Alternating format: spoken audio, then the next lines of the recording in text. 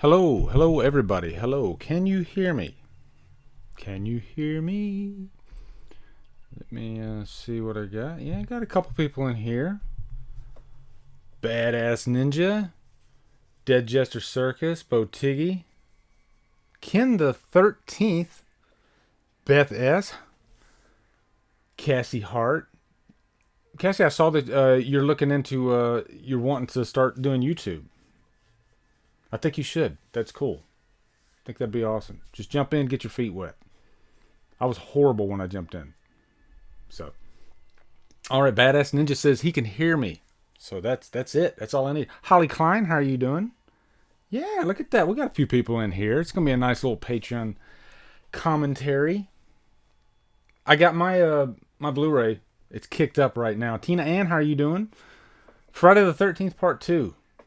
That's what we're gonna be doing. It's weird that I'm not talking to anybody, but that's okay because I'm talking to you guys. It's awesome. I just wish I could hear you guys. That'd be awesome. But that's okay. We're gonna roll through it. This is the first live stream I've done since Dylan's live stream. So it's kind of cool that my first live stream is a Patreon live stream.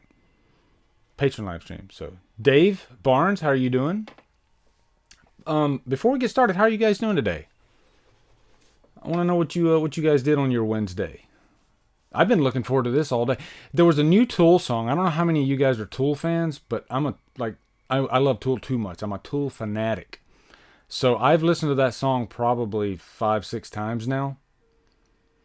But yeah, that would be awesome if I could hear you guys. Yeah, I miss Dylan like crazy. I was just thinking about him the other day. You know, I was thinking about him today because we kind of started Killer Flicks together. You know, I started, and then Dylan, like almost immediately after I started the group, Dylan jumped in, and we became fast friends. And he just felt like a family member. So I had to like make him an admin. So it started out with just me and him. So I loved the new Tool song, Botiggy. It's I loved it the first listen, but I became like obsessed with it by the third listen. It's a journey, you know? It's unlike any other music you'll ever hear, and that's what I love about Tool so much. So if any of you guys have never listened to Tool, wow. I mean, you might not like them. I'm going to tell you that right now. They're not for everybody. Some could call them like a polarizing band, but oh my God, I've loved that band forever. I've loved that band since Sober back in '93, and A Enema was the album that like hooked me. Like made me a Tool fanatic. You know, like there's Tool and then everybody else is like way down here. And that's probably not the truth, but that's my truth. I'm way too obsessed with that band. And I hope you guys are obsessed with a band like I'm obsessed with Tool. I really do. Because it's awesome. It's really awesome. And this is the first album in 13 years. Okay? Let that soak in. So if your favorite band, you haven't heard a new song from them in 13 years, and then you're hoping, like I was scared to hit that play button. I was so scared to hit that play button because I was like, please don't let this suck. Because if this sucks, I'm going to start crying.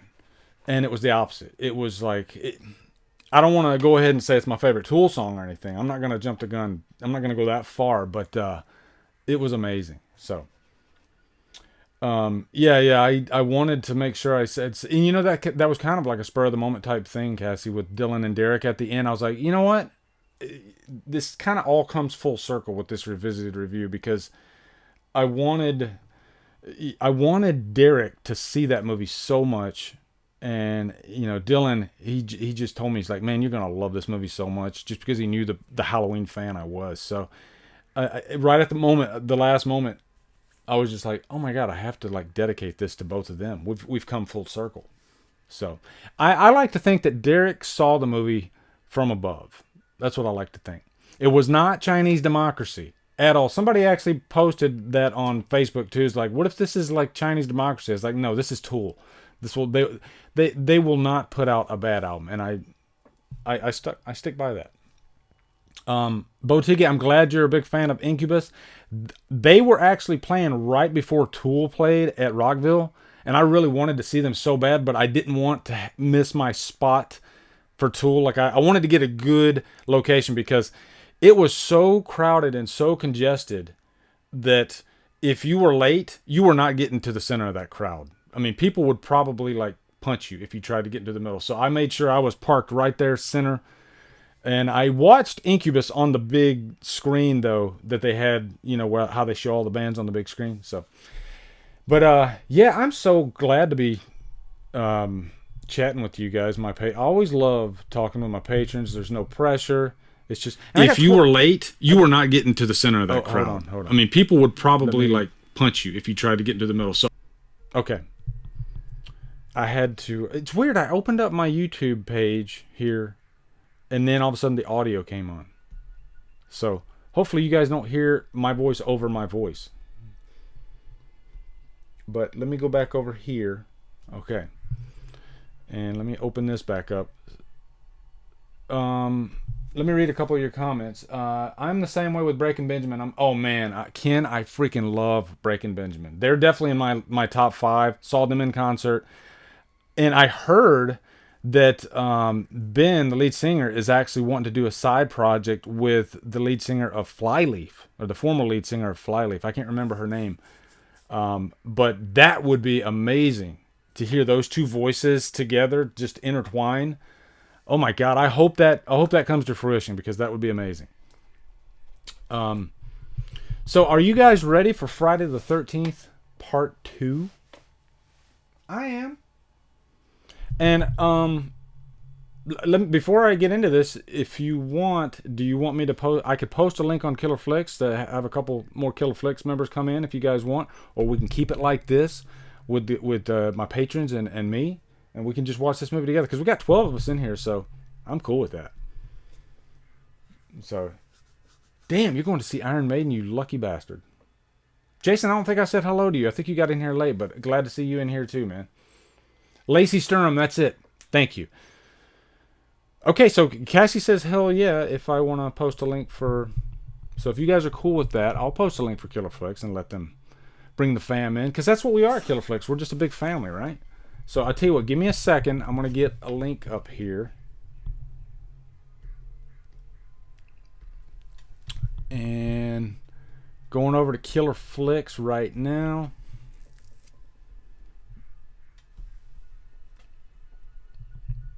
Talk amongst yourselves. Posting the link right now.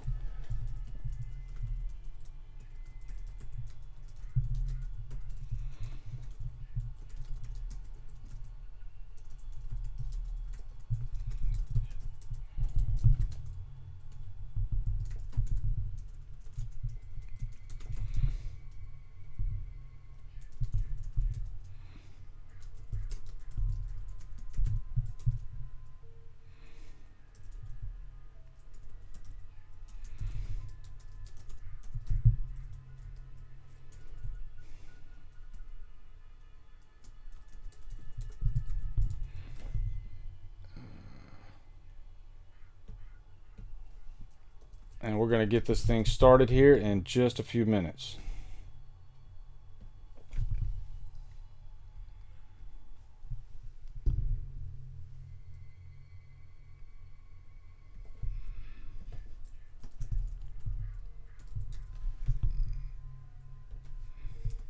I hate typing.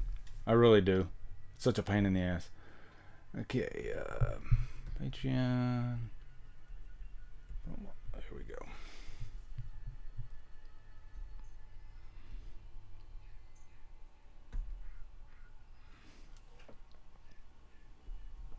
All right, post it in there. But we're gonna go ahead and get started. We'll let them know if somebody comes in. We'll let them know. Hey, you can jump in at this timestamp. Let's see. Ken says he got to see Slipknot this past Sunday. That must have been nice. I saw Slipknot back in about 4 years ago, and it was an amazing show. They're a great live band. And I love Iowa. They got some really great songs. Iowa is a great album. And I love a couple of the songs off of the last album. Well, I haven't gotten the brand new album yet, but the one before that, yeah. So yeah, they're definitely good. Beth says they're probably not your cup of tea, but one of my favorite bands just posted a new song, The Darkness. Can't wait for their new album. Oh, I think I've heard of The Darkness. I'll have to look them. I know I've heard that name before, so I'll look them up, Beth. Okay, if you guys are ready, I'm ready.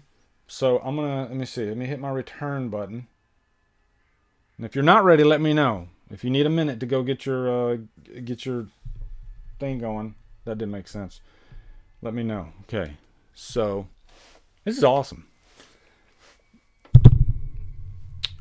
Okay, all right. So I have the main menu of Friday the 13th Part 2. I'll take my little deal here and I'll point it at the screen so you can see. There's the menu. Tina and I loved Crawl. Crawl surprised me. It was really good. So, there's like a 30-second delay on here. Yep, Cassie's ready. What are we starting off at? I'm just going to hit play on the menu, okay? So, Desmond Flicks, what's up, man? Michael Rex, hey Lee, glad to see you, sir. Just watched the new Tool video. I didn't know there was a video for it. I'll have to check that out. But we were actually talking about the new Tool song in here. So, anyway, I'm going to count you down. I'm going to count you down 10, so that way you guys have time, okay? Everybody's ready. 10, 9, 8, 7, 6, 5, 4, 3, 2, 1. Hitting play now. Boom. Here we go. Here we go. 15 watching. This is awesome. This is a little party. I actually have a snack. I want to know what your snacks are. I have a Nestle Crunch. And, of course, I'm going to get a Monster. Oh, I miss Scott Weiland so much. I was a big STP fan. We might sprinkle music talk over this Friday the 13th commentary. I'm not against that because I love music. Like, I love all types of music. I'm a metalhead, but I'm a huge Prince fan. I'm a huge Michael Jackson fan. I can listen to just about anything, really. I'm not a big country fan. Okay, I mean, this movie just gets right into it. Here we go. We see the kid walking. And now, it's been a while since I've seen Friday the 13th Part 2. Jason Nike playing Interstate Love Song. Cool.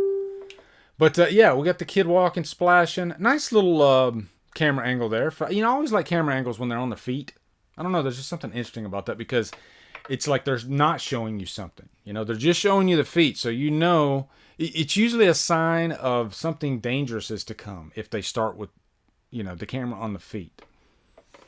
So, yeah, I can't believe we lost Michael Jackson and Prince. Prince just a few years ago. Michael Jackson 10 years ago now, which is crazy. But, yeah. So, this opening scene, that house, that's Alice's house. And I believe, now correct me if I'm wrong, but I believe when she showed up on set that day, she didn't know that they were going to kill her character right off in the opening shot. Part of me, I think I remember them saying that she thought that she was actually going to be in the movie for at least like half the movie or most of the movie. Michael Rakes, I love Oasis. Oasis is a great band. I like the story behind the band too. Like, have you seen that? I'm sure you've seen Supersonic. That's a great documentary. But yeah, this is one of those openings where, you see a recap of the last movie, which we always see in these, at least those first few Friday movies. They always give you a nice little recap, which I like. It's like the Rocky series. They always give you a nice little recap. And it's always fun. And I think Pamela Voorhees, for me, she scares me more than Jason does. I was just thinking about that too the other day when I was preparing for Halloween Revisited. And I was like, why do I prefer Michael over Jason? Because there are fans out there that like Jason's, like they're obsessed with Jason like I'm obsessed with Michael. And I think it just comes down to, am I scared? Jason, when I was old enough to know better, Jason never really creeped me out. He never really scared me. He was more of a fun slasher, really. Funny enough, though, my first memory of being scared is a Friday the 13th movie. Friday the 13th Part 3, actually. It did scare me. And I remember vividly the scene where there's Jason is squeezing the guy's head and his eyeball just like pops out.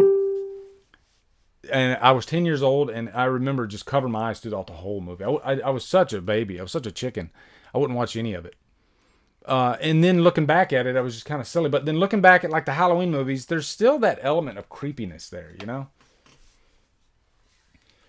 Holly Klein says, I heard Adrian didn't even have much of a script to read from. She improvised a lot. Yeah, yeah. Which doesn't surprise me at all. I mean, if you think back to even the first movie, Sean Cunningham called Victor Miller and said, hey, Halloween's making a lot of money. Let's rip it off. That's like a direct quote. So I don't think a lot of thought went into the script of these movies. So you can almost call the first Friday a happy accident, because the first Friday, I mean, a lot of the Fridays are good movies. I actually enjoy them, as simple as they are. The first Friday is even like, I think it's probably the scariest Friday out of all of them because of Pamela Voorhees. But yeah, we're still in that little intro, you know, they're cheating a little bit of the runtime there by filling it with as much of the previous movie. Now, I'm not going to say they're Silent Night, Deadly Night Part 2 in it or anything. Okay? I mean, this is a standard recap. What they got away with in Silent Night, Deadly Night Part 2 is almost a crime. And I happen to love that movie because of how bad it is. So, I'm going to go grab me... Donald Newton, what's up, man? Nice to see you. I'm going to go grab my Monster. I left my Monster and my Nestle Crunch, so I'll be right back. I'm going to go grab that real quick. 21 watching. Awesome.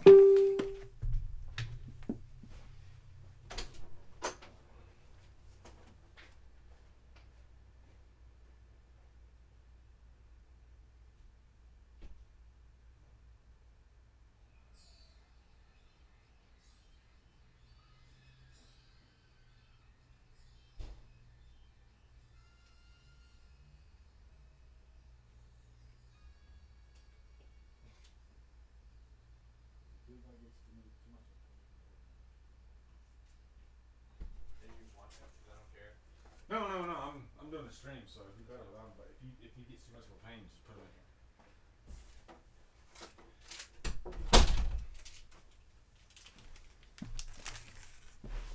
here. We didn't find any boy.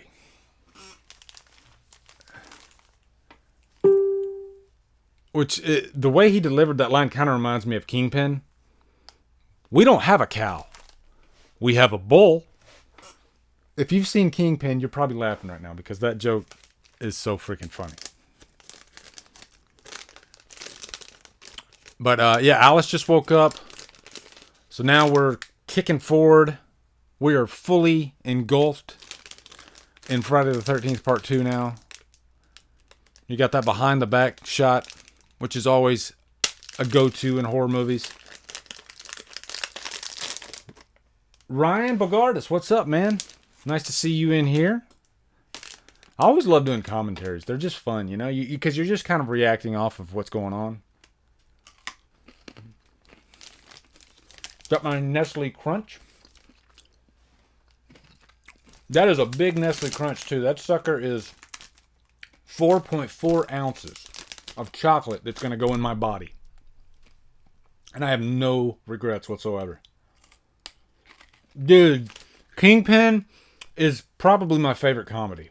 Like, I have never laughed so hard at a movie like I still, every time I watch Kingpin, I laugh my ass off. Ernie McCracken. Hell yeah, slashers are awesome.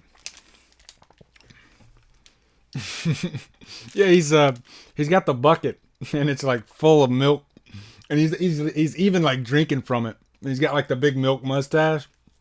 Like, took the liberty of milking your cow for you. We don't have a cow. We have a bull. And then he like spits it out. So good. But I'm taking up time here too because not a lot's going on, you know. Alice is just, you know, pacing, walking around. They're stretching out the scene, you know, for the tension, for the sake of tension. And then they're going to give you the punchline, you know. There's a lot of similarities between comedy and horror. And you can have this big, long scene, but if you don't deliver the punchline, then the whole scene's for naught, pretty much. But they got some nice little camera angles in here, you know? A little creepy. Part 2 is definitely one of the scariest Jason movies, too. And we'll get to that. There's the scene in this movie, I remember, completely scared the living shit out of me. And I think you know what scene I'm talking about. Near the end. I'll tell you, unmasked, Jason is probably like the creepiest looking dude.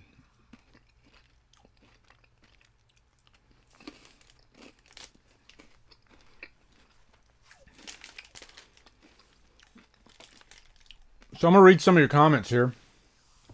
Let me see. Hold on. Okay. Dead Jester Circus says, Ernie is probably my favorite comedy villain along with Shooter McGavin. Yeah, both those are phenomenal. I love when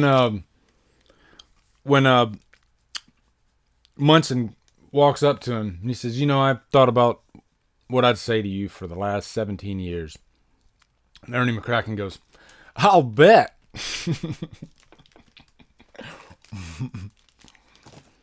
Gold. Nobody but Bill Murray could deliver lines like that.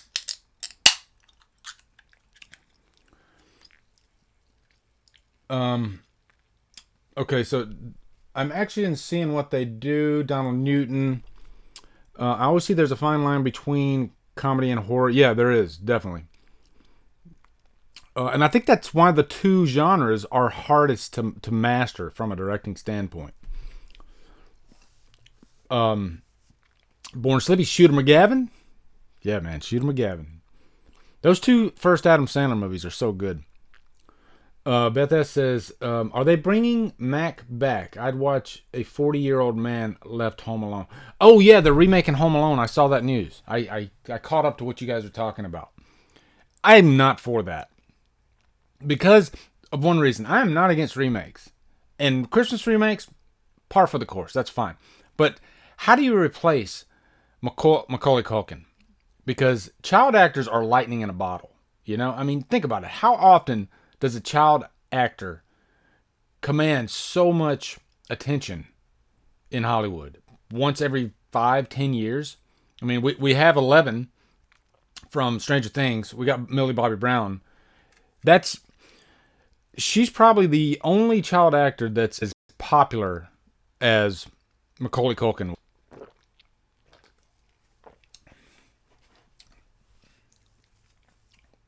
I love Jeff and Sandra in this movie. Jason Nike. Now, I don't remember all. Of course, Amy Steele. We all remember her. I mean, probably one of the best final girls in horror history. Most people would agree with that. Yeah, but we got the head in the refrigerator. Jason and then we go into our opening credits. Those famous Friday the 13th opening credits. And that's just another time cheat. You know, they got those long opening credits. And I think these movies are only like 85 minutes. So you take out that intro and then you take out those opening. We're looking at like a 70-minute movie. Okay? With Kirsten Baker, which she might be considered one of the, your top 5 Friday girls. From a look standpoint, Kirsten Baker, yeah, for sure.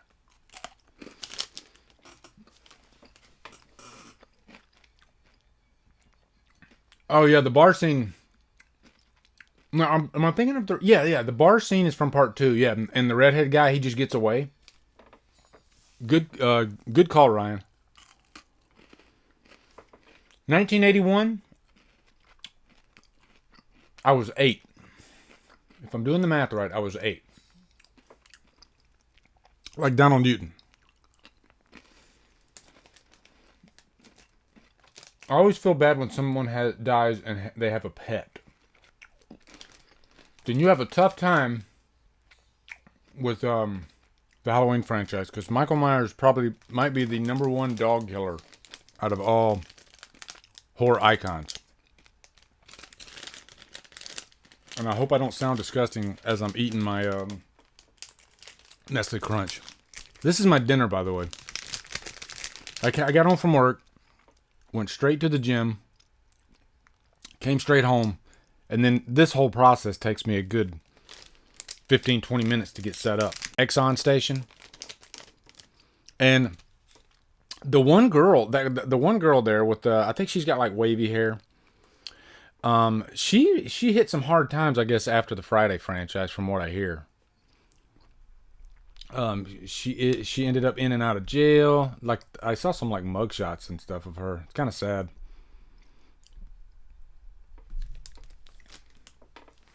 Yeah, man, Dead Jester's videos are really freaking awesome. He's one of those guys. His production is top notch. So, if you guys in here are not subscribed to Dead Jester Circus, I would highly recommend it.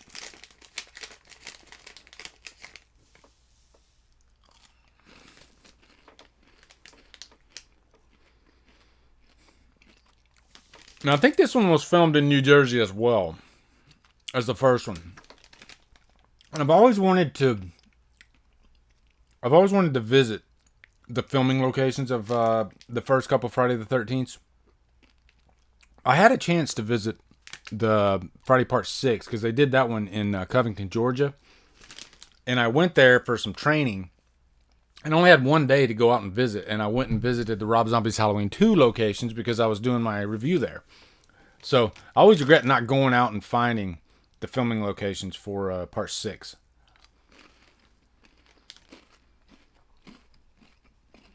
Yep, they're playing a practical joke on them. They're stealing the truck. That's one good thing I always like about the Friday series, was they're just fun, you know? Like, especially the ones, like the first few in the 80s.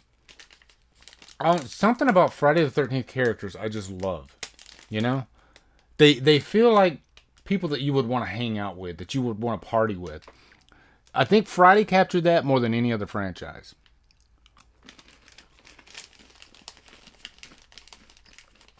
And that redhead dude reminds me, there's another actor that looks just like him. I think he was in AVP. He was in the first AVP. I'm not really giving you much there, but if you think about his face, I think you'll know who I'm talking about.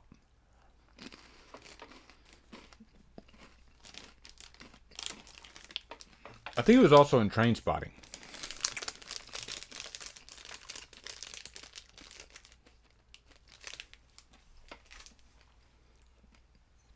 So now they're heading to the camp. I'm going to cheat a little. I'm going to pull up IMDb and get the, because I don't remember. I remember Jenny, but I don't remember all the cast names. But I remember Friday the 13th Part 2 had some of the best characters of the whole franchise. Let me see. A YouTuber's best friend is IMDb. I'm not going to lie. Because it's hard remembering all those names. Let's see. Friday the 13th, Part 2. There we go. I'm going to turn mine up just a little bit. And I'm actually... Are you guys watching the Blu-ray? Let me know.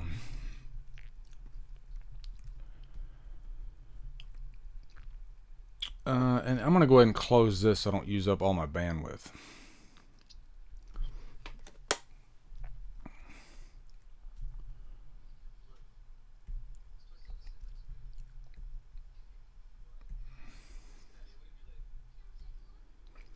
Yeah, I have the Friday the 13th limited edition box set that went out of print a couple years ago. This thing was selling for like $500. And mine has Kane Hodder's signature on it. Look at that. The man himself, Kane Hodder, signed that for me at the last Spooky Empire. But the Blu-ray transfers on these, they look really good. You know, the colors really pop.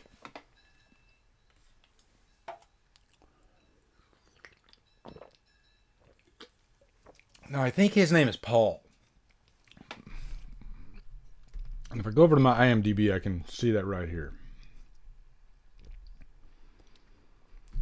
Yeah, Paul. Jenny, Paul. Really, those are the only two names you really need to know. Yeah, Warrington Gillette. He played Jason for and there's Kirsten Baker. Very, very famous scene right there. Yep. And the slingshot, the old slingshot. Goodness. It's a very old cheap trick, but sometimes the oldies are the goodies.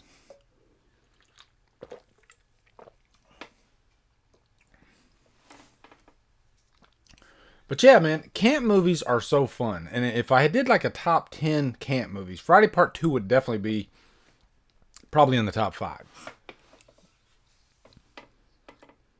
And it seems like it's hard to capture what they captured in these early 80s Friday movies. And I don't know if that... I know it's got to be a generational thing because people just don't act today like they acted back then.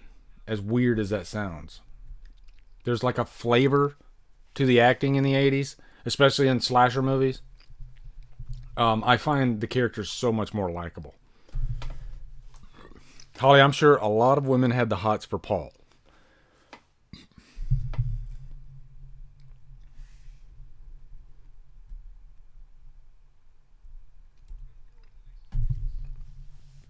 But yeah, we're going over the camp rules. There's not much you can talk... I mean, it's a Friday the 13th movie, you know? This isn't like Interstellar or Inception. You know, there's not a lot of layers to peel back, you know? These are the ultimate movies to just kind of sit back and eat nachos to, you know? Yeah, I love the 80s too, Jason. And I was lucky enough to be a teenager in the 80s, which is pretty damn cool. My son always tells me, he's like, man, I wish I could have been a teenager in the 80s. And I tell him, I always tell my dad, I wish I could have been a teenager in the 50s.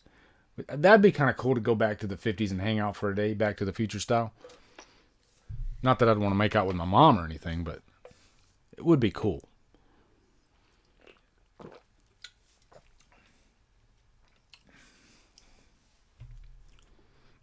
Was it the bangs? That's funny. Yep, that vibe cannot be recaptured. I miss it so much. So true. And I've talked about this. I think I probably mentioned that in most of my early Friday reviews that I did. You know, just that it's just so hard to recapture what they captured in those movies. It almost seemed effortless, as weird as that sounds. But there's not a lot of heavy stuff going on, you know? It's just kids having fun, they're at camp, and you got a killer going around killing everybody, you know? It's just fun. Now, tell me, I want you guys to tell me, I want you guys to get involved in this, okay? What is it about Jenny that makes her such a great final girl? If you think that, because most people say that Jenny is like the best final girl ever. I constantly hear her name brought up. So, why do you guys think she's such a great final girl? Even though she goes crazy at the end. She goes crazy at the end, and then Dana Kimmel goes crazy at the end of part 3.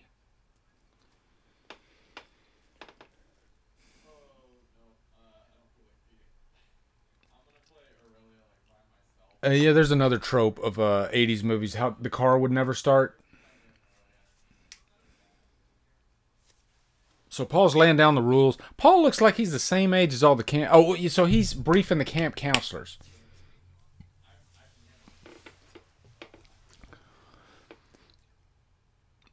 And the only Friday movie to actually have children and no nudity was part 6.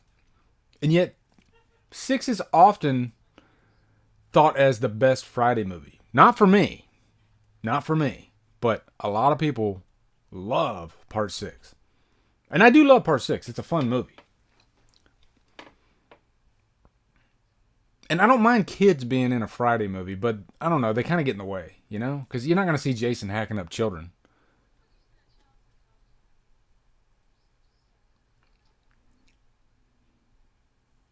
The chemistry between Jenny and Paul Oh, here's the famous scene around the campfire. I want to give it to you straight about Jason. Yeah. Part two is so good. There's so, like, for the longest time, part two was my favorite.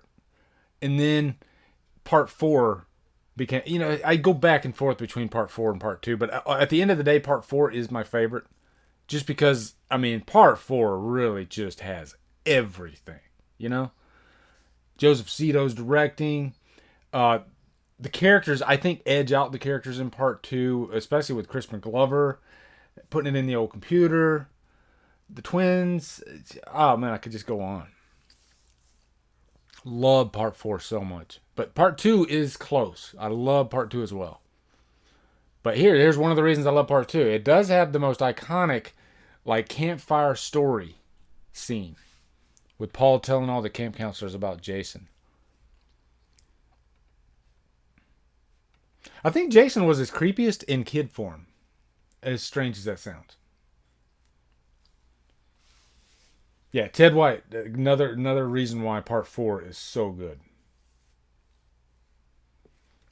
All right, I'm gonna look in. Let me see if we got some answers for Jenny. Okay, her strength mentally is what puts her at the top for me. Yep, that's a good answer.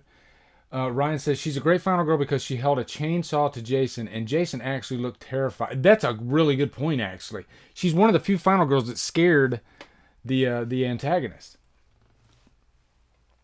Jason Lives is easily my favorite. Botigi. Yeah, a lot of people love Jason Lives. That's Lee, my friend Danny can't find the chat. He's on Patreon, $25, but no chat. He can't find the chat. Can he get to the link? I mean, can he get to the stream? And there should be a chat. I don't know if is he looking through his mobile phone or is he actually on the laptop. So it could be a mobile phone type deal because I know there's sometimes on a mobile phone where it won't show the live chat until later. That's the best answer I could give you, Donald, but I'm not sure. The Dead Jester Circus says she feels real. Everything she does. Oh yeah, I think he's talking about the transition being the scare with the mask.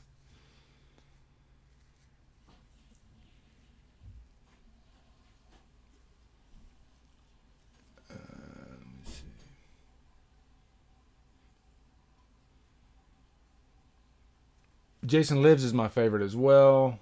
I got to meet Ted White. Yeah, I always wanted to meet Ted White. He's up there in age too. Yeah, 1 through 4 are, as Dave McCray would say, bang on. Yep. Now here's the wheelchair guy. Probably my favorite kill out of the whole franchise is the wheelchair guy kill. Because, I mean, they had the balls to do that, first off. Like, I don't know if they do that these days. Kill a guy in a wheelchair? I don't know.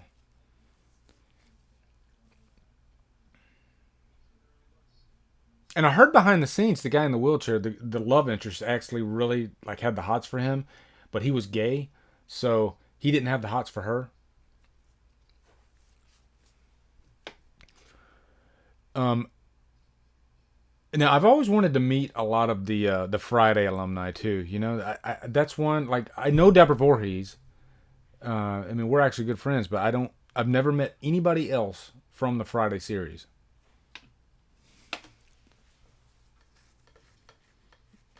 Oh, the transition from car starting right to Paul talking at the fire.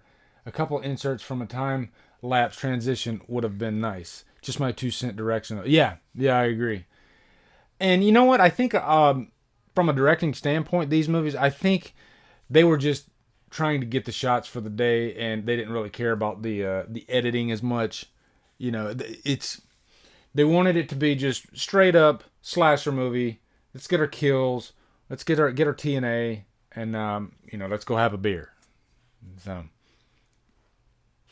because these movies were making their money no matter what, you know. I mean, Friday the 13th was a cash cow back in the day. These first 4 movies made a lot of money, so much so that they kept going because they were going to end. Remember, the 4 is called the final chapter for a reason. It was the final chapter, but the movies made so much money that they had to keep going. Because why would you not? I mean, these movies cost a nickel to make. and they're making mad cash. You know, I think the first one made like 39 million, and they shot it for, I'm just guessing, but I know it was like a million, something like that.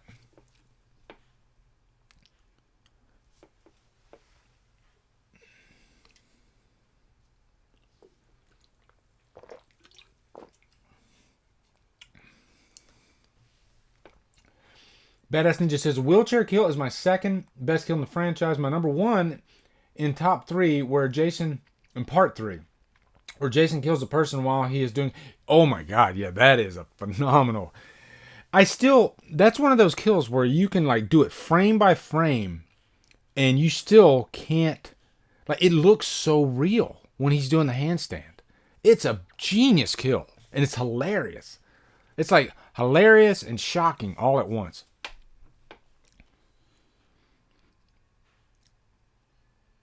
So it's already nighttime. Nope, yeah. Paul and Jenny, they can't keep their hands off each other.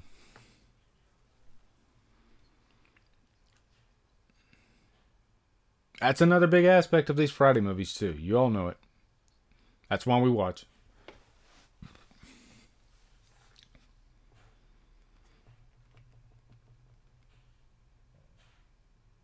I think the term was, and this is from the great Adam Marcus. He said, the formula for a Friday movie is a fresh kill and a fresh set of breasts every 15 minutes. That's the blueprint, pretty much.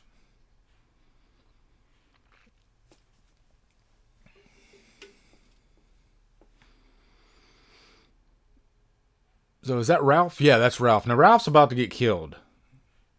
And I don't know. I think that might have been a mistake because Ralph was he was one of those Friday staples that I think they got rid of way too quick. You know, everybody loves Ralph. Crazy Ralph.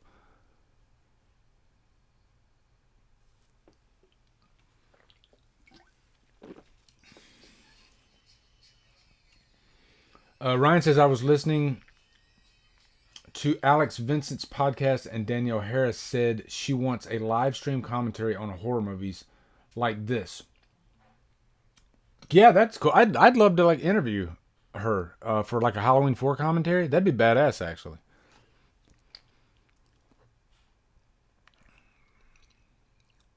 I know Danielle Harris is very skittish about talking to fans and probably especially male ones because of the stalking incident she had when she was young. Like if you watch that, it's actually on. Let me see.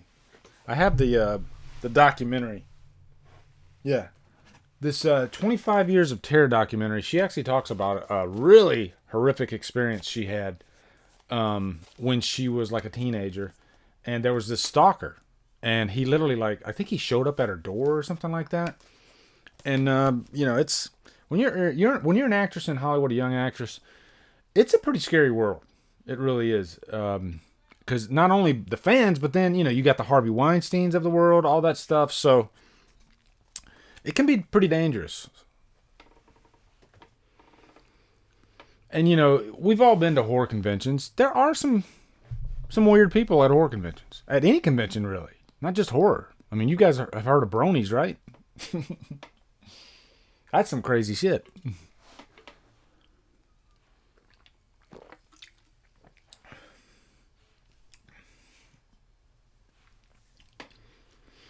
Dead Jester Circus says, I agree, Lee. Why kill off the Harbinger of Doom character like Ralph, only to use Hillbilly Jim in the next movie with the eyeball? Yeah, great point. Yeah, Holly. She seems really guarded. From what I've heard. So, and I guess when you've had an experience like that, a scare like that, you're probably gonna be pretty guarded because you don't trust anybody. Oh yeah, you do see. Yeah, there's Roller Skate Skinny. I didn't even realize that right there in the background. Yeah, there's the book. It's just so freaking cool that my wife has a book. Like it's weird to me, It's just badass. Like, Yeah, my wife has a book. That's her words. You know, can you fathom how weird that is? Like, my wife's words are published in a book. It's freaking weird. But I like the cover too. It's a cool cover. Okay, not a lot of killing going. Actually, we just killed Crazy Ralph. That's right. The killing's going to ramp up here pretty soon. So we went from night. Now we're back into the day. So this is one of the few Friday movies where there's a few like day scenes between night scenes.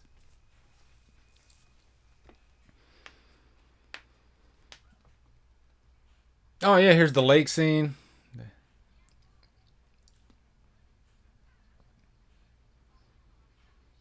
Now, overall, do you guys prefer Sleepaway Camp or Friday the 13th? Like, just from a franchise standpoint. Like, is there one character? I think Delilah hits a lot of people personally, Holly. That's a heavy character. It really is. So, I think writing a character like that, I think it, like, takes something out of you. So, I remember my wife would be pretty exhausted. Like, I was there when she was writing the story. And, some nights she'd be, like, exhausted. And so, I could tell she had written some pretty heavy stuff that night. So, and I think that's what, you get really, really involved in these characters that you write. I'm not a writer, but I can imagine if you're a writer and you really get invested in these characters, they start becoming, I don't know, it's a hard thing to, like, grasp. But I can imagine that you start feeling what they feel, as you're writing it. It's strange. Sleepaway Camp 2 is so good. I love Sleepaway Camp 2. I prefer the first. And it's cool because I love that the second one is so different from the first Sleepaway Camp. The second one's just so damn fun. I mean, they turned Angela into this really fun, quippy type of character, tongue-in-cheek, just, she's almost like a practical joker, but she kills you. So they changed her completely as a character, and it's one of the few franchises, if not the only franchise, where they completely changed the killer. Like the characteristics of the killer, everything about Angela is different in part 2 from part 1. And they got away with it. Most of the time, they'd get raked across the coals for doing something like that to a beloved character, because people do love Angela from the first movie. So it's weird. But it's almost like two different slasher icons, and they just have the same name. But yeah, it's hard for me to... I think I prefer Sleepaway Camp. But, I love both franchises, especially those first 4 Friday movies. I'm like, I really love the first 4 Fridays. I'm going to go get some chips and salsa. I'll be right back.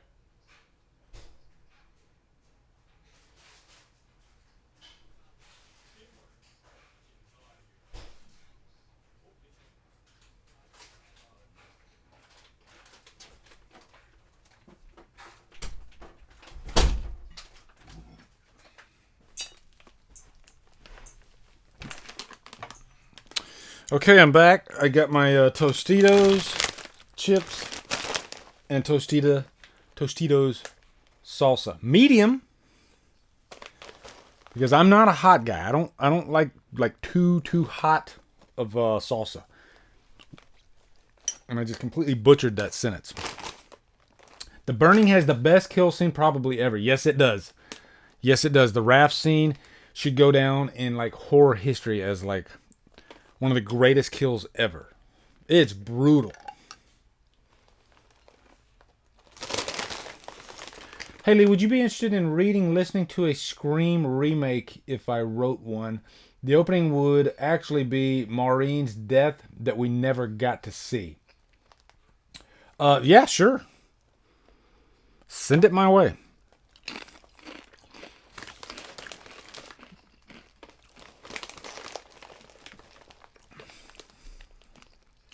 So we got the old, I think this cop here, he gets it. He's running through the woods.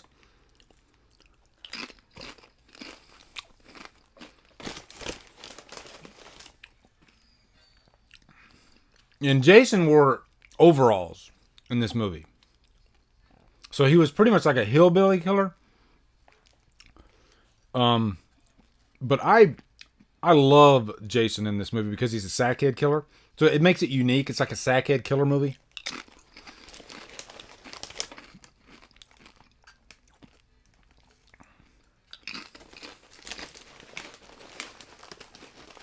I'm sure my crunching is disgusting. Yeah, that's not really running.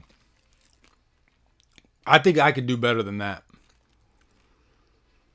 And I definitely wouldn't be stopping.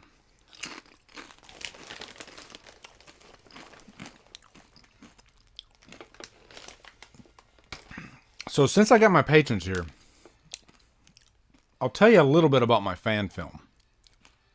It's a Halloween fan film. And this scene reminded me of it because I think most, if not all of it, is in the woods. There's some woods around here in Melbourne that we found. And there's one scene on like the train tracks. And it's just me in the movie. And I've never really like been an actor. So I'm a little scared. Not going to lie. But I bought a lot of equipment. Oh, there's that shack. I freaking love that shack. That's a creepy looking shack too. But I got a, what do you call it? A gimbal, like a stabilizer yesterday for my camera. Steadicam, that's what it is. I got a Steadicam yesterday.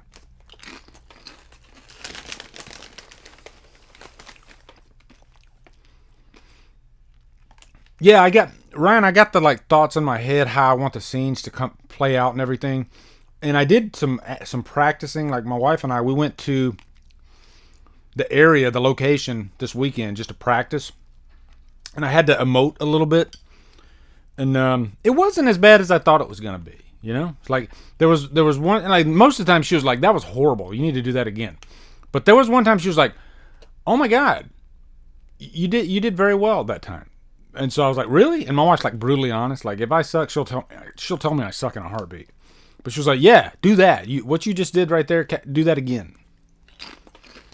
So if I can act, anybody can act.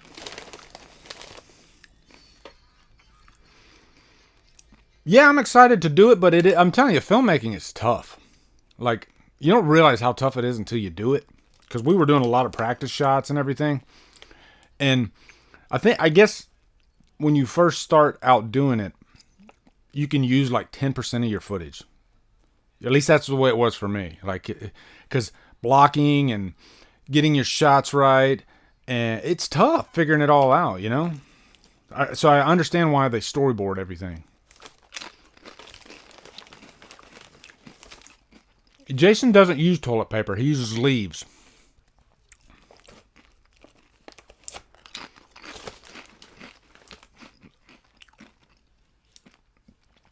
Dave McCrae's Halloween 2018 sequel concept. I watched like half of it because I was at work at the time, so I didn't get to finish it. I need to finish it, but he's got a lot of great ideas. I think I saw up to where he's got Tommy Doyle is Brian Andrews. Personally, I would prefer Paul Rudd to come back as Tommy Doyle. I loved what Paul Rudd did to that adult Tommy Doyle role in Part 6. I mean, that's a big part of why I love Part 6 so much is Paul Rudd. He did a great job as Tommy Doyle. I don't think Brian Andrews... I think he was a good actor as a child, but he hasn't acted in so long I don't even think he has his SAG card. So, I don't know. I love Paul Rudd, though. And he's just, I don't know, he did such a great job. And I really think he would come back, but the problem is he was, it was a scheduling conflict because he's doing Ghostbusters. So, but I like to think that he would come back because of how successful the last Halloween was. Like, I mean, that movie made $250 million worldwide, and they spent like $10 million to make it.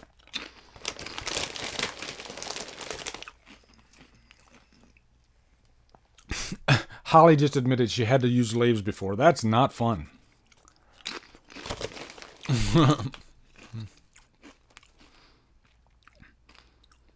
So now we get the Kirsten Baker death coming up.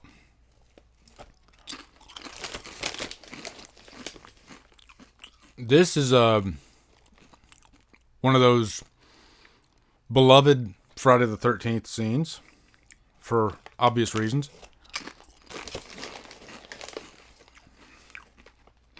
Is it beloved or is it beloved? I think it's beloved. Yeah, Holly is a trooper.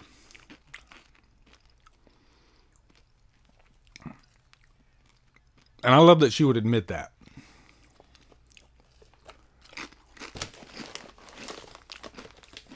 Michael Rake says, has anyone ever read or seen the Chaos comics? I gotta quit talking while I'm eating. It's disgusting.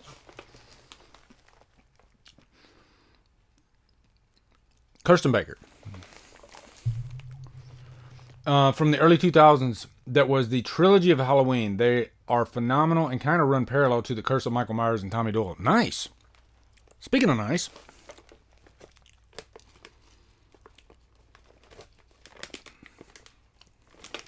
that water had to be cold. This makes me think of the scene in like part 4 when she's on the raft and she almost like died of hypothermia. That's how cold it was. And Ted White like forced the scene to stop. He was like, we got to get her out of here. She's going to freaking die. Oh, these chips and salsa are so good.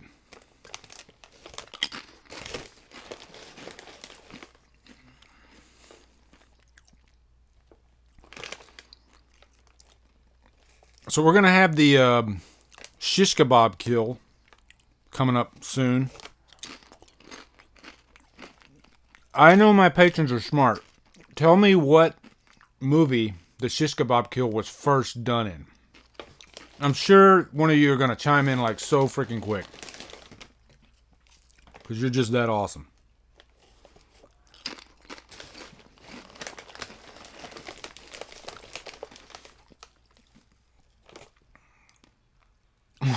The 80s in all its glory. Yep, I know exactly what you're talking about.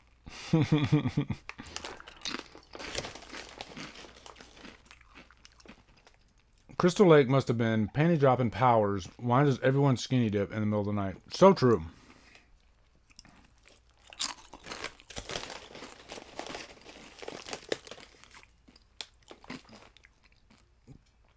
And to think, she was probably in that water a long time too.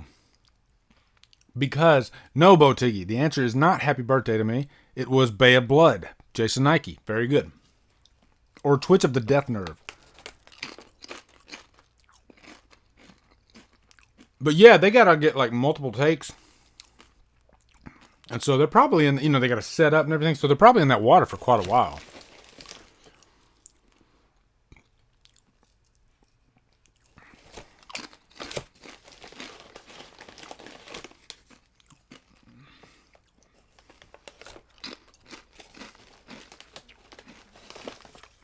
Ryan, yes, I did see the Rambo Last Blood poster. It looks badass.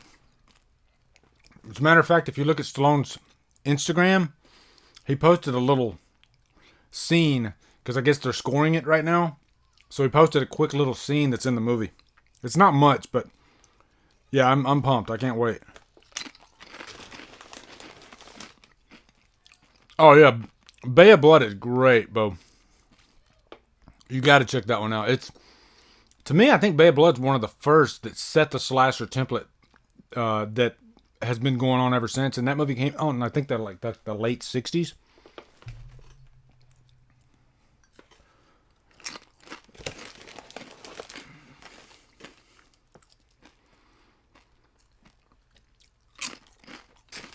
That's the problem with chips and salsa. You can't stop eating them.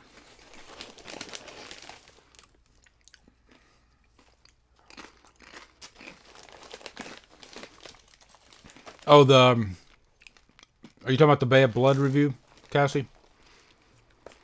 Yeah, that was a fun one. I really get a kick out of reviewing like movies I've never heard of or seen, especially if I end up loving them. Like Pieces was a fun review because I was just giddy when I was reviewing it. I was like, I discovered this freaking awesome movie and I can't wait to tell you guys about it. It's one of those type.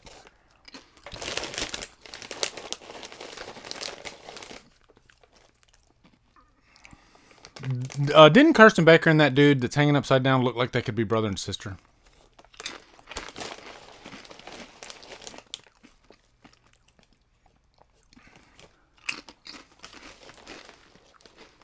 Yeah, and the sad thing, Ryan, is I will bet Halloween Kills makes more than Ghostbusters.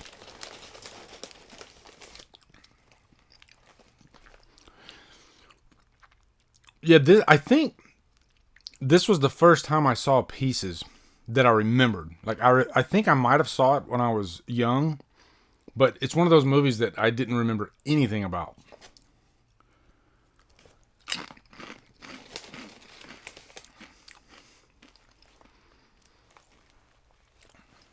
Yeah, here's, she walks right into the camera, and then a cut.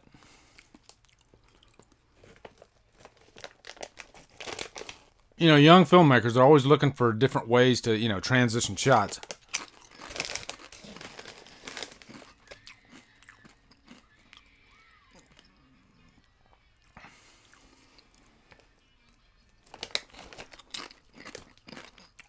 By the way, I never mentioned Steve Miner. Steve Miner directed this one and part 3.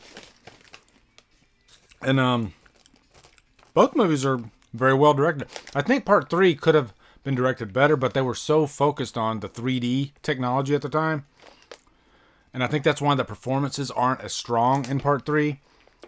And the story's not as strong in part 3 because really that movie's all about the technology. But it does have one of those polarizing characters in it, Shelley. Like, Shelley's a love-hate character. Like, I don't really like Shelley. And then there's the other side, people that love Shelley. And, I like the type of character that Shelley is. But I think he complained, like, way too much. And if you have a character that's just, like, sulking constantly because he can't get the girl, it gets annoying. It's like he's doing the woe is me stuff. That's the problem I had with Shelley.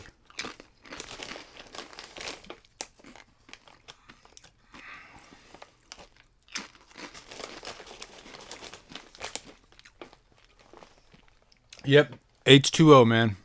It's weird because that's another one of those movies that's polar. Like, people love it. Or then there's people like me. I don't want to say I hate it. There's some fun parts in H2O, but it doesn't feel like a Haddonfield Halloween movie. You know, I there's so many things about H2O that I don't like.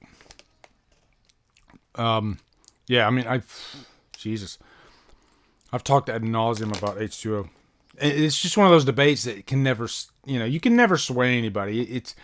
I could tell you some things and you could say, yeah, you're right, but I like it, and you like what you like, I guess.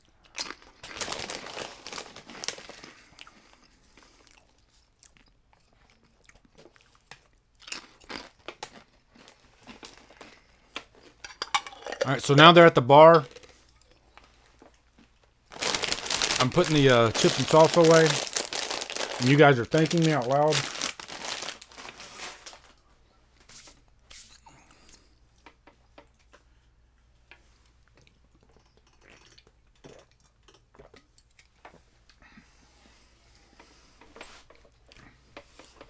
It's just not Halloween to me. It's Party of Five with Michael Myers thrown in. I agree.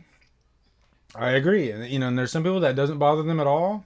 And it definitely has that 90s slasher feel to it. And I love Scream, but I don't like Scream mixed with Halloween. I don't know.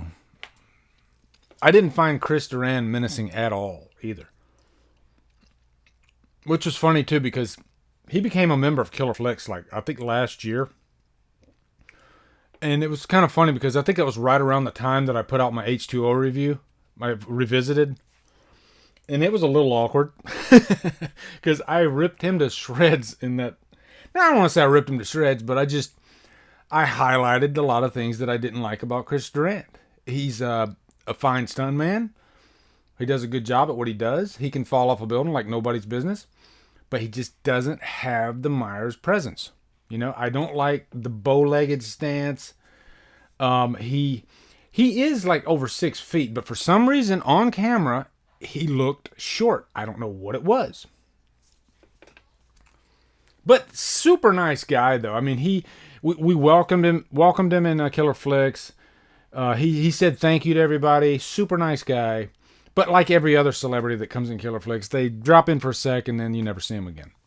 You know, Damian Maffey is the exception. You know, we don't have too many Damian Maffeys though. Damian Maffey is like, he loves, you know, horror fans. He loves getting, you know, mixing it up with the people, and he doesn't put himself above anybody, which I'm not saying that Chris Durant or any horror celebrity does that. You know, it's just Damian Maffey's like just a rare breed. That's what I'm saying. Yeah, he was trying to do that, like the cat. He was making Michael Myers a cat, and Michael Myers is not a cat. You know, he's evil, just evil personified. You know, not a cat. Have I seen Visiting Hours yet? No, I have not. That's one that I've been meaning to do because it's a hospital. I think it's a hospital slasher, which definitely gets me excited. I love hospital slashers. Like I've seen X-Ray or Hospital Massacre, which is like a Valentine's Day slasher at a hospital, so it's like a double whammy. So yeah, we got it. Here we go. Shish Kebab Kill coming up. Yeah, and that's the whole movie is just hookup central. That's all it is. All these young people, they're at this campground, and all they're doing is just hooking up. And then Jason comes in and does his business. Dan Heron, what's up, man? Nice to see you in here. Better late than never, right? No, it's awesome having you in here, man.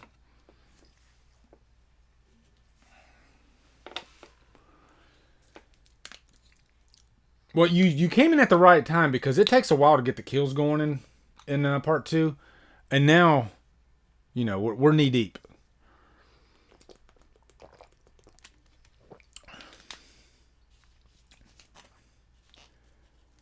Yeah, Brad Lorre definitely. I think Brad Lorre was a little better, but he didn't really do much at all. I can't do a stream without talking about Halloween. It is literally impossible.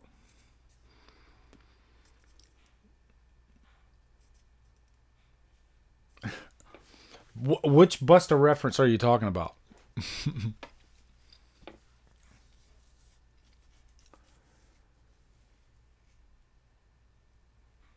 Serious, phone worked last time and laptop was dead, but better late than never.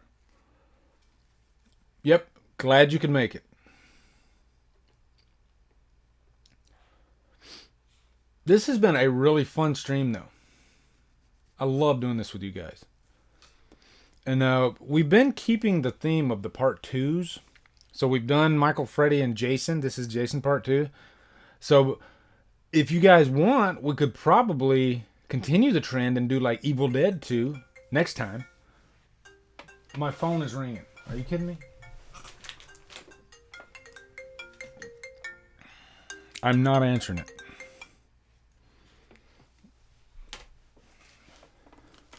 I have to be with my patrons. So they can wait. Yep, and Evil Dead 2 would be a cabin movie. So, yeah. Evil Dead 2 is a lot of fun. Oh yeah, Chucky 2, that's another one we could do. That's the best Chucky movie right there. Yeah, it's just a laid back stream, you know? Nothing too heavy. Just having our snacks, chatting.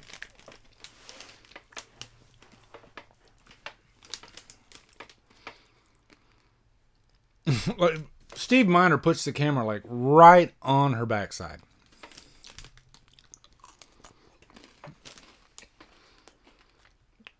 A little salty, Mr. Miner.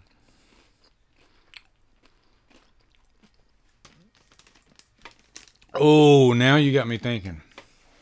Sleepaway Camp 2 would be such a... I've been actually meaning to... Because I reviewed Sleepaway Camp 2 like 4 years ago. And I've always wanted to go back and re-review that one.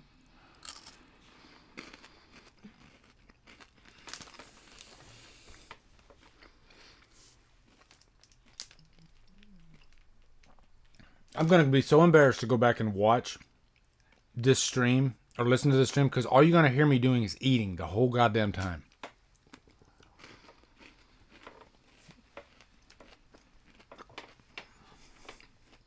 Night of the Creeps would be a blast. Hellraiser 2. A lot of good suggestions. What we might do is put it to a vote then. On the Patreon page. I'll probably just put it to a vote and I'll just throw out like a lot of suggestions you guys have been bringing up. And yeah. And either way, we win. It's going to be fun no matter what. Oh, here we go. Oh, I love this kill so much. I'm going to put this one on the camera too. Yeah, there you go. Oh, I got it just in time, too. That is such a great kill. Oh. So good. And then we got the shish kebab kill.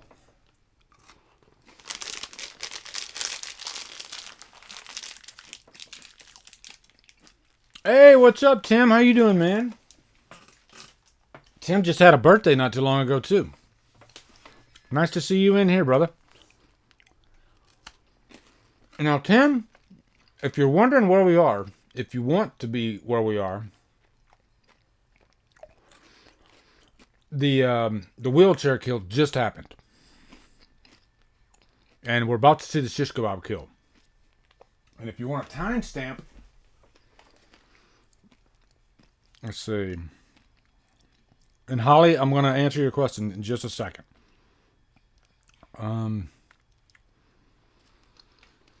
So timestamp, we're at a minute or an hour and 2 minutes.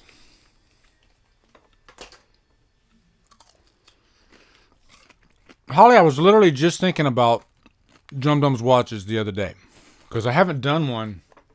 It's been freaking a long time.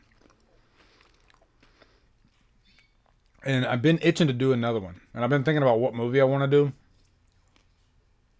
So, I'd say look for Drumdums watches in the next month. That's what I'm... Because I definitely want to get one pretty soon. But I have to wait until like the house is empty to do one.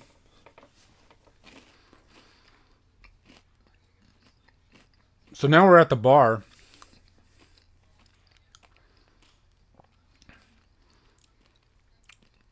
There is a lot. I never realized how much making out there is in part 2. Like at the bar, if you look at the very beginning of the scene, I never noticed this. There's like this random extras couple making out. It's like all over the place. It's like this could be one of those movies where you got to drink every time somebody makes out, and you'd be pretty shit faced by the end of the movie,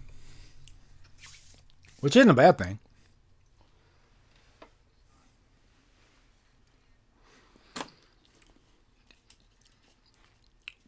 Or drink every time you see a love bug in a Friday movie.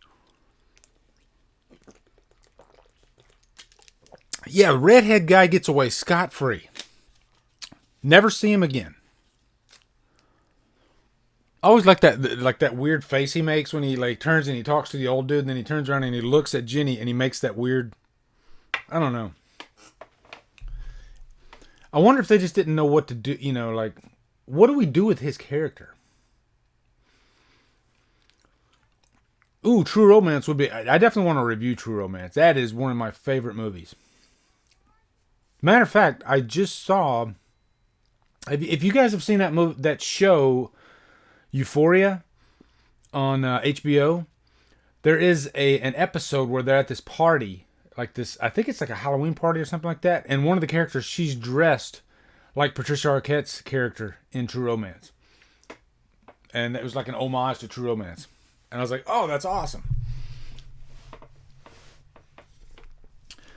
My thoughts on the Halloween petition, I think it's stupid. I think Halloween should always be on the 31st. I think the number 31 is synonymous with the holiday of Halloween. It shouldn't be 28. It shouldn't be 27. It should be 31. This is the first time we've seen Jason in the sack head. The potato sack. This is a really very well directed scene right here, actually. You got the cameras on the young couple, and then the hand comes up with the knife, and then the camera is like right on the... I can't talk. And then it goes blurry. That's what I'm trying to say. Yeah. So they blur out the couple, and then the hand pops up. Very well directed scene.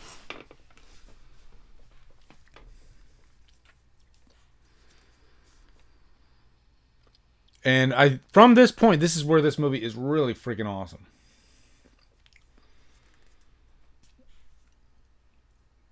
That friend that stays behind was also in Just One of the Guys. Oh my God, that's right, he was in Just One of the Guys, which is another movie I freaking love that people don't talk about enough.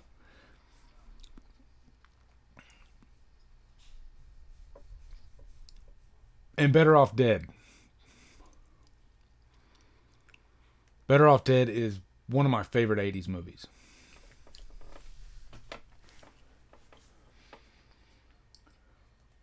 Oh, yeah. So, yeah, that's right. Cassie, you watched True Romance for the first time. I'm dying to know what you thought. That is such a great movie. My wife and I have watched True Romance probably 1,000,000 times.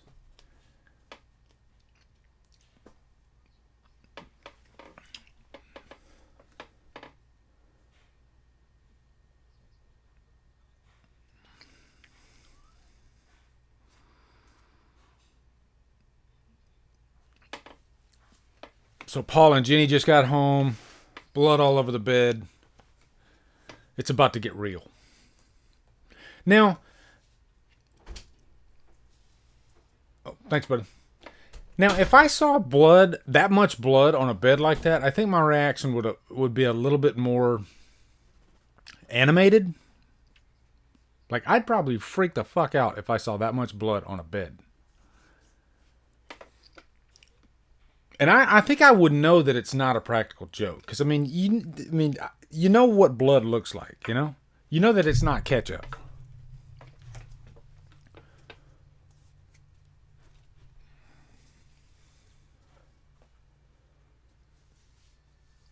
Oh, I'm glad you liked it, Cassie. Yeah, that's a phenomenal film. I think my favorite scene is the Dennis Hopper scene when Dennis Hopper dies. That is one of the eggplant scene with Christopher Walken. That is one of the best acted scenes I've ever seen.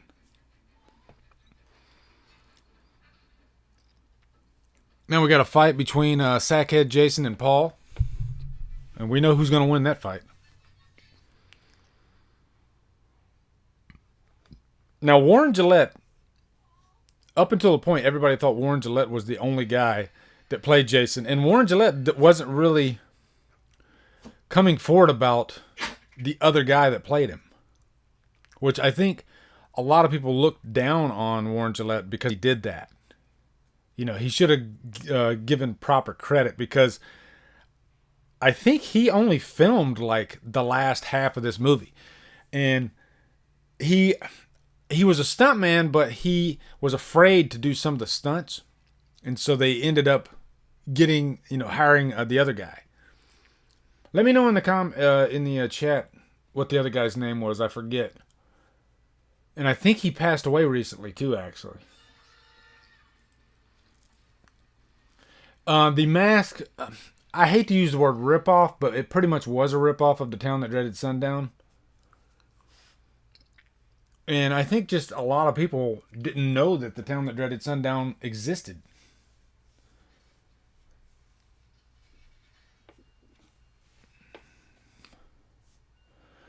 Which, if we're talking remakes, I really love the remake of The Town That Dreaded Sundown. That's actually a decent movie. Steve Dash, thank you very much.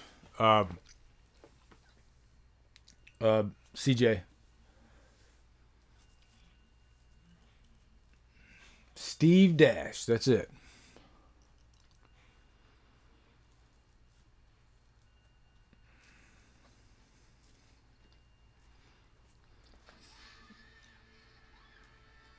And this is a long chase scene here too with Amy Steele.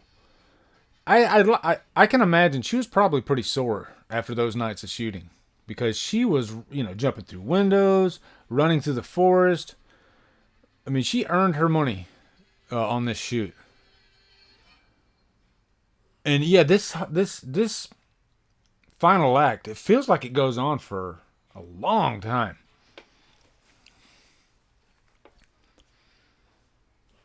And of course, there's the trope that I mentioned earlier with the car that won't crank.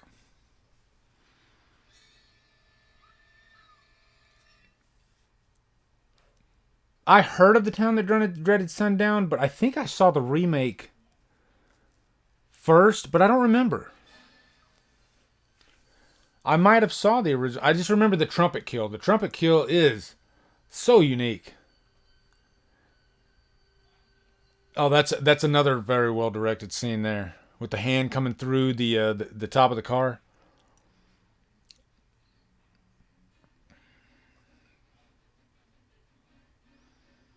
How would you guys have felt if they continued the franchise with a sackhead instead of the hockey mask?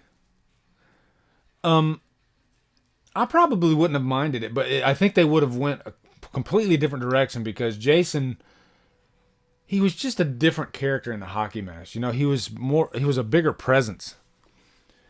But I think I always preferred the sackhead because I don't know, it's just a little bit more realistic and creepy, and I don't know, it keeps Jason scary, I guess. Whereas the hockey mask turns Jason into almost like an anti-hero. I don't know.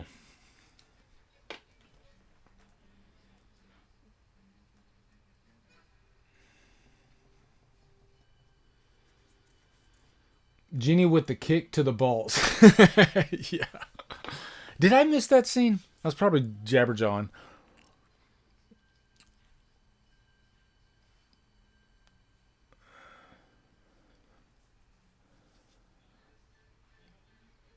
Yeah, I always remember that kick to the balls too. It looked like it hurt. Like it looked like she really got him. I know Steve Dash, he got some stitches on this set.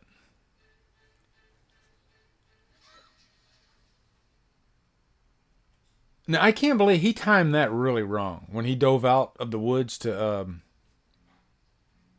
grab her. He didn't time it right at all.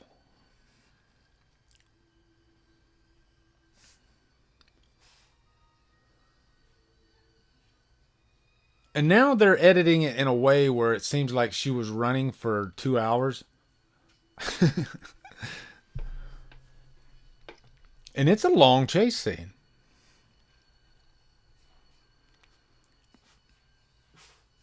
But she ends up in the old abandoned shed, which I visited this abandoned drive-in movie theater, and I actually put out a video on it my first year on YouTube. And there's the concession stand is abandoned, and it looked so like eerily similar to the abandoned shed or shack in this movie. And I actually mentioned it in the video too. If you type in like Drumdums drive-in movie theater, it'll pull up. But that was a cool experience. Like this was in Valdosta, Georgia, and I guess they said the drive-in movie theater was open back in like the 70s, maybe early 80s, and it had just been abandoned. So then they had this like the rusted remains of the screen and the concession stand, and then there was like all this foliage around. You know, these bushes and everything just grew up around and like inside the building. And I kind of have this like obsession with drive-in movie theaters. I don't know. I've always been interested in them. But yeah, that was a fun like little on location type of video to do. I like doing videos like that sometimes. Tim says, I think it depends on the actor playing Jason with a sack head. Like Derek in the remake looked menacing, but I didn't find Jason so scary. And two, like he didn't have the build for the sack. Yeah, Derek Mears in the sack. Like I would have liked it if they kept him in the sack the whole movie. What is my dog doing? Levi's in the room with me.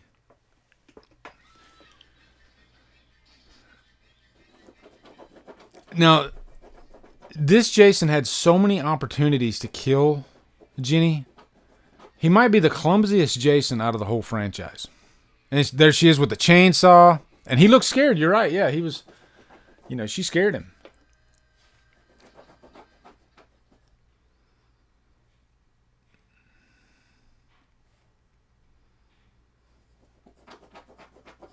But warts and all, I do love this final act.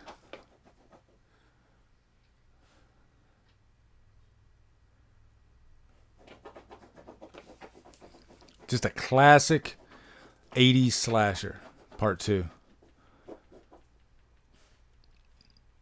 Those woods look creepy too at night. Like I love the way the night scenes are lit in this one.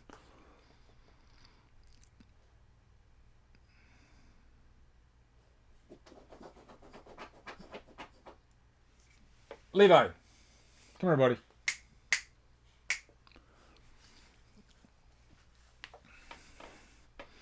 Donald, have a good night, man.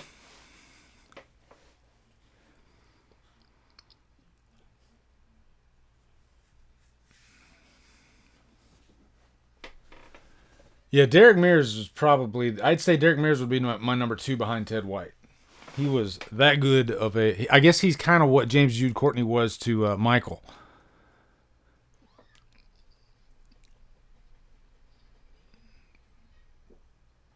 Okay, so we are at the shack.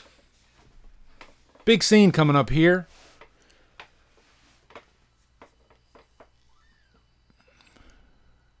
Yeah, classic scene right there. You got the dead body of Kirsten Baker, and then you got the head of Jason's mom. And a lot of people forget that Betsy Palmer did do part 2. She has this one scene in part 2, where she's talking. Jason sees her when Ginny gets dressed up, puts on the sweater and everything like she's doing right now.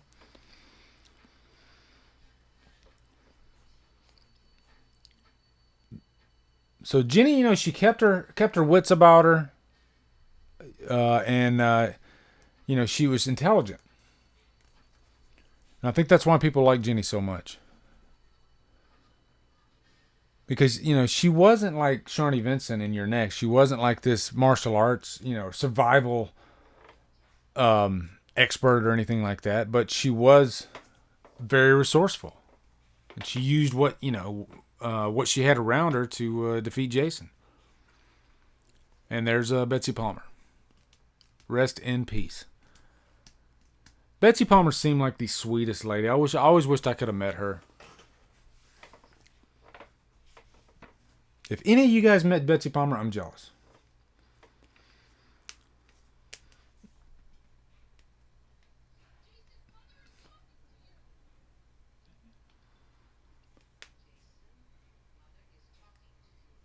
Yeah, Ted White was part 4, Tim. Oh yeah, forget about Muffin. That's right, the dog.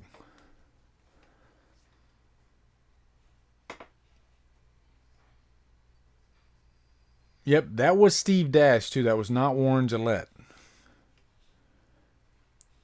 Makes me wonder why Warren Gillette didn't, come clean about all that, Or maybe he just didn't care, I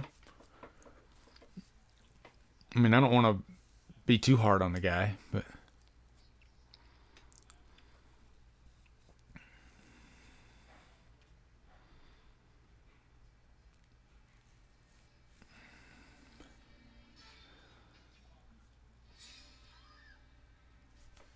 Yep, she just swung the machete at him. And then Paul comes in for round 2. So Paul gets his ass kicked not once, but twice.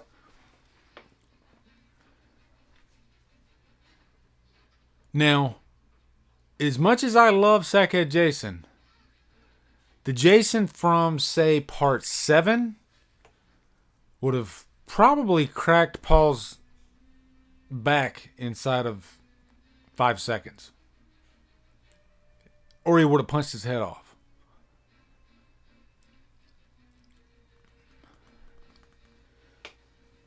Oh, machete right in the shoulder. Yeah, I always love that music that they played in Friday movies when they're in the big finale.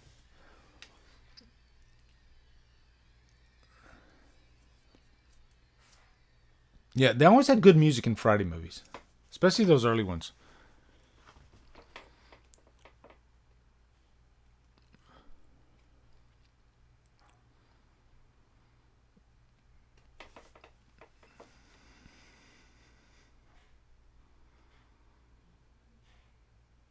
I always wondered if there was any talk of like continuing the story with the Sackhead, because they don't really talk about it that much. Like, why not? Because 2 was successful, so I'm surprised that they didn't just continue with the Sackhead because it worked. Like, what made them go with the hockey mask? And I'm sure some of you probably know this. Wasn't it like somebody on the set had a hockey mask or something like that, and then they decided to just go with it?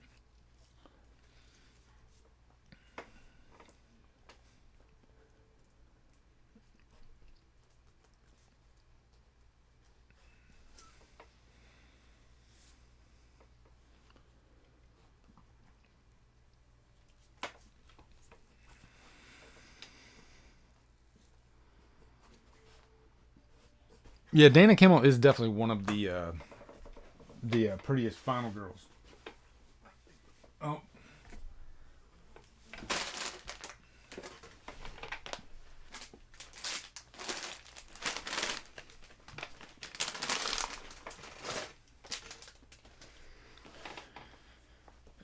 Ryan says Friday 6 through 8 have an 80s metal feel to them that I really love. Yeah, they do. I always love the Alice. Oh, here's the scene right here with the window. The Alice Cooper song is one of my favorite songs, like rock songs from a slasher.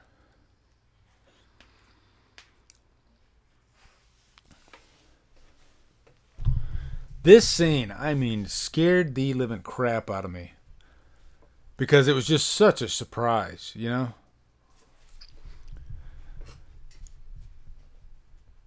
And the story behind this scene is pretty interesting too, because the way he had to jump through this window, he only had like so much headroom, and if he would have like had his head up too high, he could have been really, really hurt.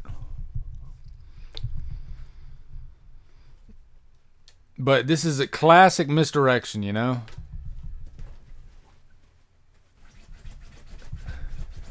They make you feel safe with Muffin coming in, and then they hit you over the head with a shovel.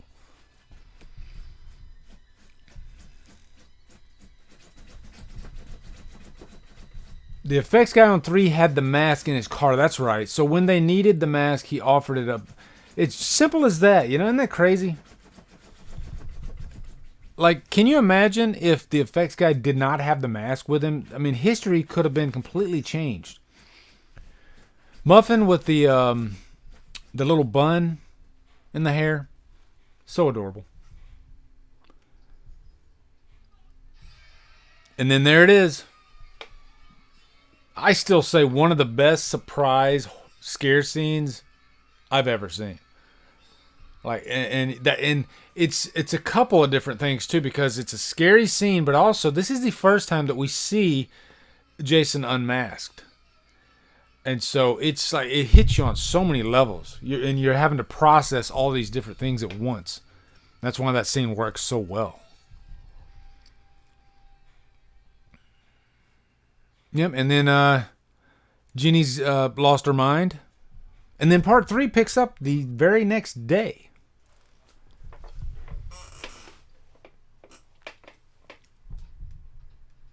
Oh, Beth's back.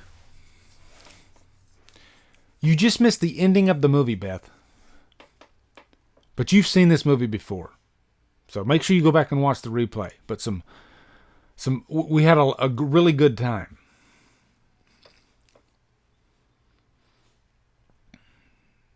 Dave Mustaine has doesn't he have like throat cancer right now or something like that? And then we close up on Pamela Voorhees' decapitated head. And that's it. Man, this movie just flew right by, didn't it, guys? Let me turn this down. Well, that was a lot of fun.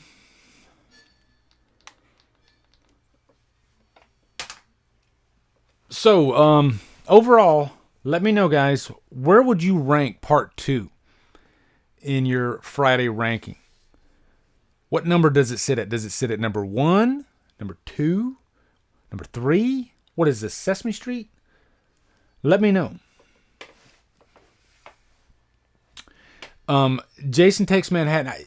At one time, I thought Jason Takes Manhattan was like one of the worst horror movies ever.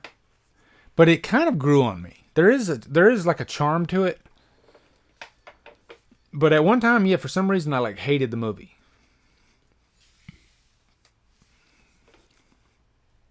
So Michael says part 2 is his number 1 of the franchise. We all know it's my number 2. I said that at the beginning of this. Oh, no problem, Beth. We all got lives. I completely get it.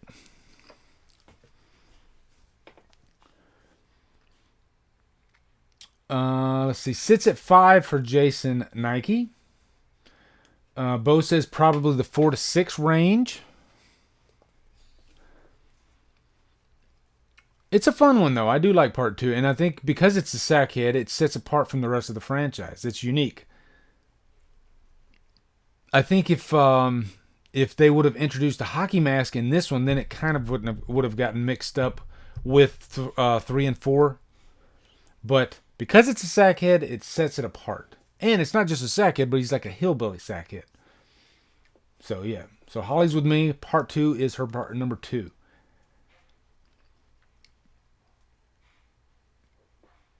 Yeah, Dead Jester Circuit says Jason Takes Manhattan is not good, but it's not awful. It's dumb. It knows it's dumb, and it just rolls with it. Yep, exactly. You know, it's one of those movies that knows exactly what it is, and it just rolls with it. Couldn't have said it better. I think 5 is kind of underrated. There are certain things that I really don't like about 5. I don't like the hillbilly characters in it that much, but 5 has some really good kills in it, and it has the most kills, I believe, out of the whole franchise. Ryan, yes, I probably will do a live Q&A when I hit 30,000, which I can't believe I'm saying that. What's funny is I got one of those like Facebook, like 1 year ago, 2 year ago posts, and 2 years ago on, I think it was yesterday, 2 years ago yesterday, I hit 6,000 subs. So you can kind of, like, for those of you that like Dead Jester Circus, YouTube is one of those things where it is kind of like a snowballing type deal. There's a snowball factor to it. And if you keep pressing at it, I mean, in 2 years, I went from 6,000 to 30,000. God willing, hopefully 30,000. So I didn't realize, you know, how fast it grows once you start getting a rhythm, I guess. You know, I mean, you still gotta set yourself apart, which Dead Jester really does. So don't give up, man. And Cassie, I think you should definitely do it. I think you should definitely give it a shot. Now, it's not easy at first, and I'm sure Dead Jester can attest to this. It's not easy at first. Beth has a channel too that's doing really well. But yeah, it's weird as shit when you first start, Cassie. I'm gonna tell you that right now. Getting in front of that camera, you tell yourself, I can do that, because that's what I did. I was like, oh, I could totally get behind the camera. I talk to my friends about movies all the time, right? And as soon as I sat down in front of that camera, it was just me and I'm looking right there, and there's a camera. Nobody else. My wife wasn't there. My kids weren't there. It was just a camera. And so then all of a sudden it feels weird. Like, wait, who am I talking to? So you gotta like see that camera as like other people. And that's where I'm at now. You know, like because I've done 1,000 videos, I can sit down and look at a camera and act like it's one of you guys, you know? But when I first started, wow, it was stranger than shit. It's a weird... Jeremy Johns actually said this one time too. He was like, looking into a camera is weird as shit. And it really is. My wife actually went out and she said, we're going to get you a camera and we're going to get you some lights. We need to get you the equipment that you need to start doing this. So that way, at least you won't have to worry about that side of it. You know, because I do see some channels, they start out and they start out on their phone, or they start out, you know, with the crappiest camera possible. And that's fine. You know, if you're just starting out for practice, I say do it. But luckily, I was able to start out with the right equipment, so I didn't have to worry. My audio wasn't that great when I started out, and eventually that came along. But at least I had, you know, decent... like, I still use the same camera, same lights that I used almost 5 years ago. So, yeah, pretend the camera's Cody Leach. That's it. And then I get into an argument with it. But, yeah. We argue about Halloween. And he ends up winning. So, I still like Sartain, though. I stand by that. But, yeah, I'm looking forward to you starting YouTube. Once you get that first one out of the way, then it's not as bad. I'm not gonna lie, I was nervous for at least my first like 50 videos, and still to this day, there's sometimes when I'm like, why can't I get in front of that camera? It still hits me sometimes. It's weird.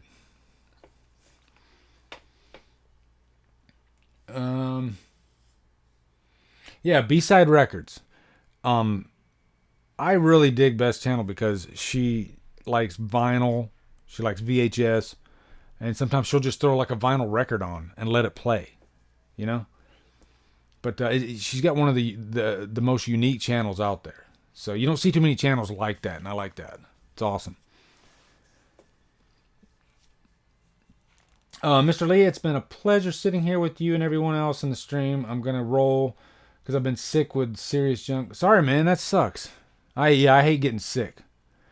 But thanks for sitting in with us, and thank you guys. I had a blast doing this. I always have a blast doing this. Next month, we're definitely going to do it again. I will put a poll out for the next movie we do. I'm thinking we'll definitely put Evil Dead on there. We'll put Chucky on there. Maybe Fright Night, something like that. You know, I'll throw like 5 or 6 fun movies on there, and we'll get a vote and figure out which one we'll do. A lot of fun, though. And get well soon. Yeah, Michael, yeah. Michael, I hope you feel better soon, man. Being sick sucks. And no problem, Beth. I meant it. So, guys, I guess that's it. I guess I'm gonna hit the sack, but I gotta go to freaking work in the morning again. So I got one of those weird schedules. Like I get 3 days off. I get a 3-day weekend, and then I get a 1-day weekend. Because me and this other guy, we alternate Saturdays. So if I work a Saturday, then I'm off only on Sunday. But then the following week, he works the Saturday, and I get the following Monday off. So I get Saturday, Sunday, Monday off. So it's worth it to have a 3-day weekend twice a month. I will say that. Ooh, Jaws 2 would be a good one, actually. I've actually been considering reviewing Jaws 2, because I reviewed Jaws like quite a few years ago. And I've always meant to do Jaws 2, because Jaws 2 is a fun one to talk about. You know? So, yeah, maybe I could add Jaws 2 to the poll. We'll see. But hey, before I go, I wanted to let you guys know I appreciate everything you guys do for me. And it's so cool to make this more than just a Patreon page where it's like a community. We all get together. Nobody else. It's just me and you guys, and we watch a movie together, have some fun, tell some jokes, tell some lies, and it's just fun. So I really appreciate you guys. I love my little Patreon family, and I definitely don't take you guys for granted. I really don't. So I appreciate it. And I hope you guys all have a great night. Cycle 2 is freaking amazing. Halloween 2 TV cut is so bonkers weird. And that one would definitely be fun to talk about. But yeah, you guys all, you made the stream easy too. Like I'm always worried that I'm not going to be able to talk enough. And then we don't, if we don't talk about the movie, we don't talk about the movie. We talk about life. We talk about stupid stuff. We talk about snacks, whatever. It's cool.